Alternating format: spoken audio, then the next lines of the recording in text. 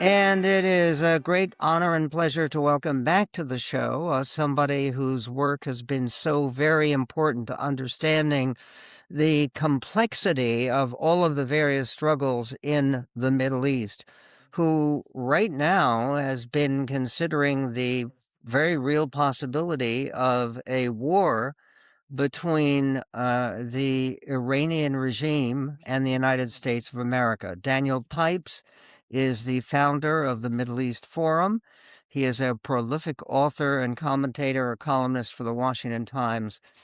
Daniel, I just read recently the one headline that apparently American troops and forces are being evacuated, and that's the term that is used, from Qatar. Uh, is that an accurate report as far as you can gather? It came from Reuters. Presumably it's accurate. The troops were, or at least some of the troops were evacuated back in the summer before the U.S. attack on Iranian nuclear installations. So it does suggest something along those lines. However, with Trump, you never know. So I hesitate to predict what the American actions will be. What do you think when President Trump threatens that he is going to hit Iran and hit them very hard if they actually kill demonstrators? And so far, they've killed at least 2,000 demonstrators, is the number that I've seen. Is that about right? The numbers range from 500 to 20,000. So substantial number, but it's hard to verify. Okay, so What does Trump mean by it? Well, Yeah, again, who knows? Can I tell you what I hope for rather than try and predict what he will do, certainly. since that is beyond That's my capabilities? I think it's important that we be an auxiliary to the Iranian people. We help them. We provide them with internet access. We provide them with money. We provide them with a platform to get their ideas out. We help them perhaps even with arms. But we leave the fundamental work of changing the regime to them. Uh, it's their show, and we are actors on the side. We are supporting cast. That's what I hope for. Does And that there, include a starring role for the most recent member of the Pahlavi family, the young Shah, as he sometimes is called, the son of the former Shah? certainly meeting him in the Oval Office would be one thing that they would be supporting and helpful. I think it's critical that there be a single leadership and not fractious leadership. When Khomeini came in 1979, he was a single leader and he took over, and it was very clean. There was no internal fighting. Should there be internal fighting, it could turn into a civil war.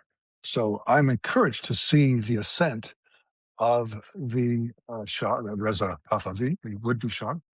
Uh, his support had mainly been in the West until not too long ago. Now we're seeing crowds in Iran with his name, calling out his name and showing the flag of Iran under the Pahlavi dynasty.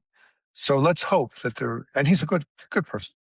Let's hope that there's a coalescence behind him. Have you met him? The Oh, young yes. Yeah. And it's fairly safe to say this would be a wonderful thing for the state of Israel, would it not, if he comes to power in Iran? State of Israel, many other states as well. Yes, absolutely. Iran has been the great torment of Israel. Uh, Not just Iran itself, but supporting Hezbollah, supporting Hamas, supporting the Houthis, and many others as well. Yes, Iran has been, from day one, the first visitor to Khomeini's Iran, the first foreign minister, or the first foreign visitor was Yasser Arafat. And that was a signal that the Islamic Republic of Iran is going to do everything it can to destroy Israel.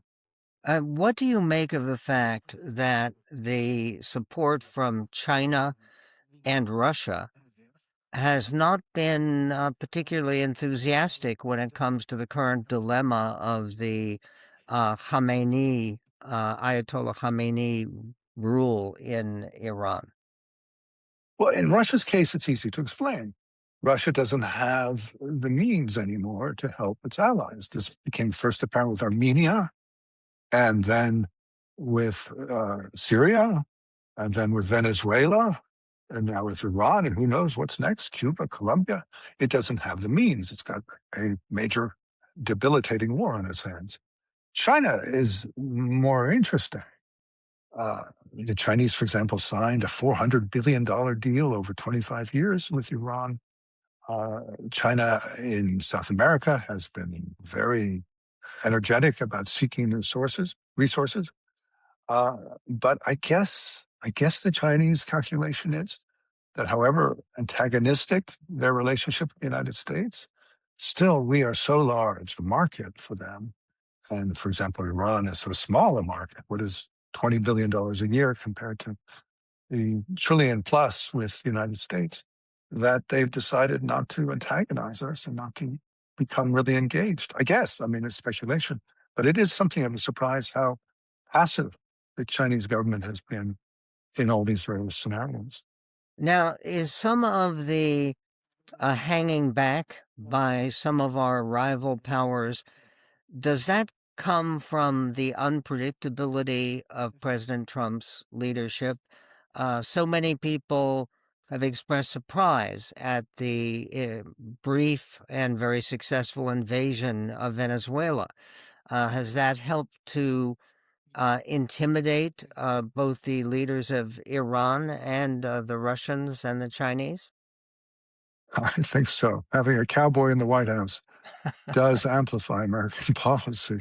I mean, one thinks the contrast between Biden and Trump, and Biden was so passive.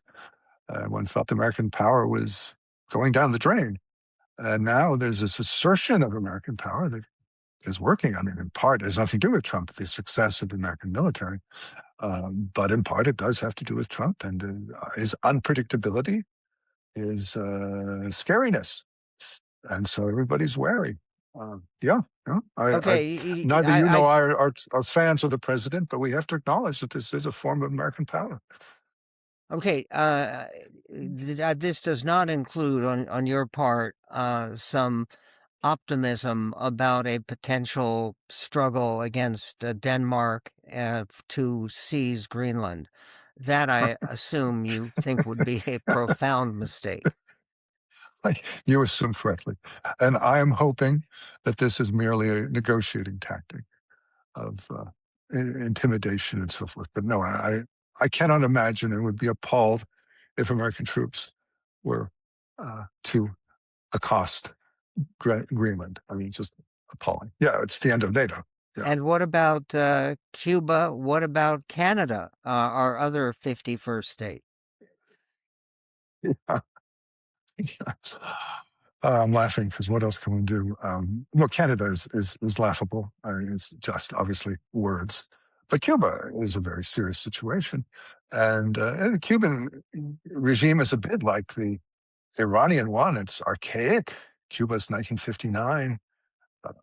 Iran is 1979, so 20 years older. But few people are now around who were there before. Uh, and there's a determination on the part of the regime to stay in power, and it'll presumably use force. And so, uh, who knows? But being 90 miles off of the coast of the United States does make it somewhat different. And having a very vocal Cuban uh, political lobby in this country does make a difference. So, I think, as Marco Rubio put it, he would be scared if he were in the government in Havana. There's all kinds of reasons to feel scared. Concerning Iran, do you believe the protesters, the people in the streets, represent an Iranian majority? Yes, my estimate is that over the past few years, 85% of the Iranian people are against the regime. Now, it's not 85% on the streets, but it is a very large number, and they do seem to represent a very substantial cross section of the Iranian population. Well, let us hope, as you have been in the past, that you are correct in that summary. That's Daniel Pipes. His most recent commentaries are linked to our website at michaelmedved.com.